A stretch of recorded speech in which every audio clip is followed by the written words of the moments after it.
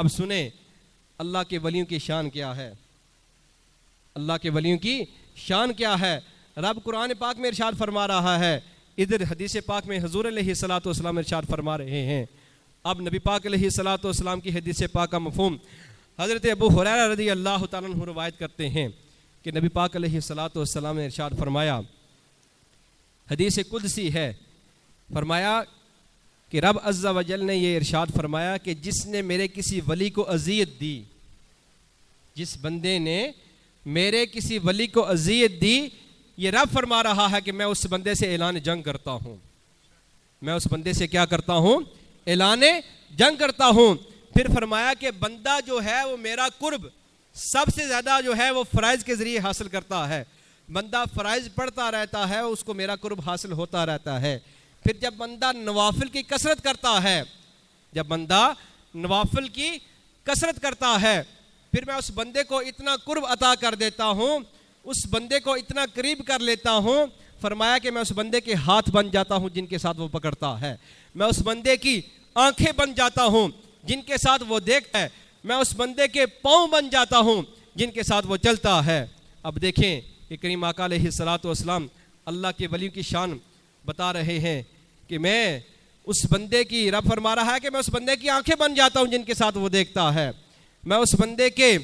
पाँव बन जाता हूँ जिनके साथ वो चलता है, मैं उस बंदे की ज़ुबान बन जाता हूँ जिनके साथ वो बोलता है।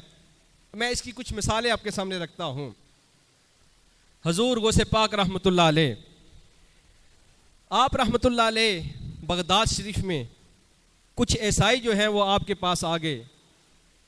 आके हजूर गौसे पाक रहमतुल्लाह अलैह के पास आकर अर्ज़ करने लगे कि हमारे नबी जो हैं ईसा अलैहिस्सलातु वस्सलाम, उन्होंने तो मुर्दे ज़िंदा किए हैं, क्या आपके नबी ने कोई मुर्दा ज़िंदा किया है तो हमें भी बताएं। अब गौर से सुनिएगा, हुजूर गौसे पाक रहमतुल्लाह अलैह ने फरमाया कि मेरे नबी नाना जान मदीने में मुस्तफ़ा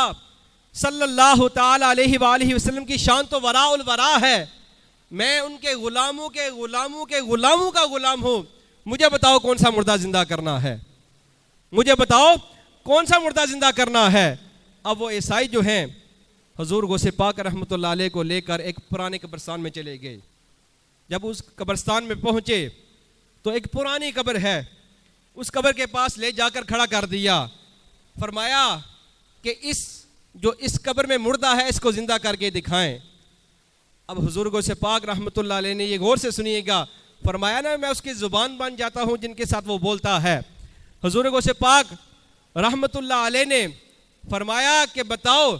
तुम्हारे नबी जब मुर्दा जिंदा करते थे तो क्या कहते थे, फरमाया वो कहते थे कि कुम बिइज़्निल्लाह, कुम बिइज़्निल्लाह, अल्लाह के हुक्म से जिंदा हो जा। अब हुजूर गौसे पाक कुर्बान जाओ के शान पर आला हजरत फरमाते हैं कि तेरी सरकार में लाता है रजा उसको शफी, जो मेरा गौस है और लाडला बेटा तेरा। अब हुजूर गौसे पाक रहमतुल्लाह अलैह ने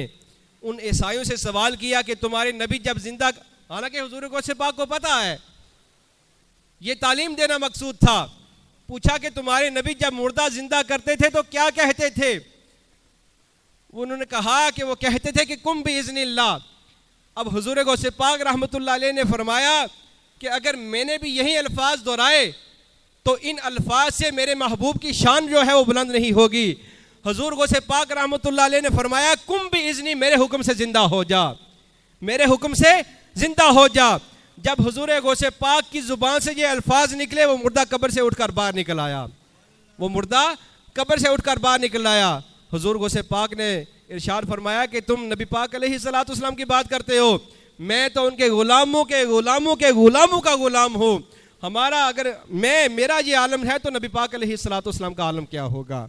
हुजूर नबी पाक अलैहिस्सलातु वस्सलाम का आलम क्या होगा। तो वो हदीस कुदसी फरमाया मैं उसकी ज़ुबान बन जाता हूँ जिनके साथ वो बोलता है, यानी हुजूर गौसे पाक ने फरमाया कुम बिइज़्नी, मेरे हुक्म से जिंदा हो जा। अब हुजूर गौसे पाक की ज़ुबान से अल्फाज निकले थे, वो मुर्दा कब्र से उठकर वो बाहर आ गया, वो मुर्दा कब्र से उठकर जिंदा हो गया।